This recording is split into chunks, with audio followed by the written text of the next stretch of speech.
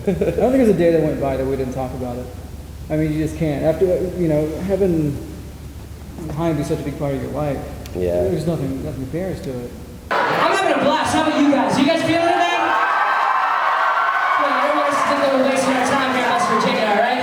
You guys gotta still stay crazy, so other tours come through here, right? You guys have to go to more shows. So West Virginia, it's an easy place to forget about it. All right, this song is called Body Bag, so if you know it, you gotta sing it, all right?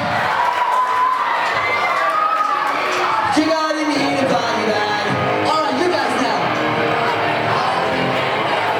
Louder.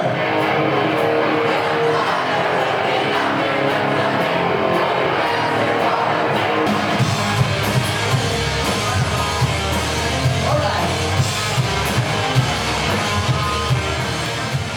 Like the building was getting purchased and like the kind of the future of the place is uncertain. So the idea was to sort of close up and move to a new place, but like everyone had been so busy in their lives, it was kind of everyone just kind of needed to take a break and live a little bit and kind of I don't know, reflect on everything we learned from it.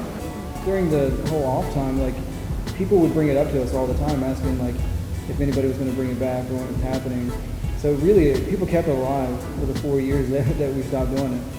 And so it was such a demand. It was just a couple of guys that Chris Wallace and some Chris people. Wallace, James Harris, and a few others.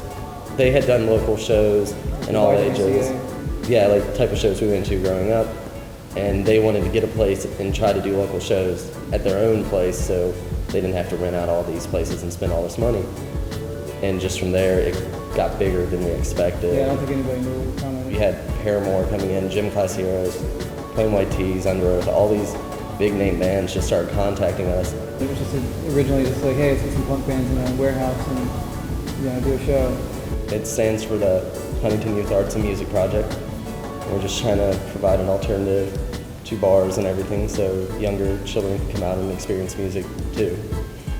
And so we want to really, make this a home for everyone's art, just to sort of breathe some life into the creativity of the community. I mean, there's a lot of talented people out there with no real outlet to show it. I mean, I run into amazing artists all the time and just nobody knows about them. So we want to, help create a place where people can show it off and connect with each other and grow and maybe, move on and get recognized for what they do, which they should. They deserve it. Huntington's a weird place. Like, there's a lot of potential, but there's really not a lot to do. People sort of walk around desperately looking for things to do. And we're just trying to, Trying to give them something to do. bring people together, inspire each other. I don't think there's anything like making like 400 people happy just because of something you did, Yeah, you booked their favorite band. They didn't have to travel hours to see it. They can see it in a pretty intimate setting. Yeah. And I mean, it's worth it. It's worth any trouble you go through to do the show. Yeah. Just to stuff like that means the world to people. You look out and you see that, half those people, it's like the best night of their life, or where they're making their future best friend. Lots of people met their husbands, wives at the old HYAMP. We've had proposals on stage at the whole building, so. We wouldn't know anyone if it wasn't for it. Like, we knew each other, we've known each other for like 15 years, but everybody else we know, I think, is because of HYAMP in one way or another. And so what I keep saying is there's no, since we've been closed anyway, there hasn't been a place for like a kid to see a band and get inspired to start their own band. We just want people to support it. HYAMPed.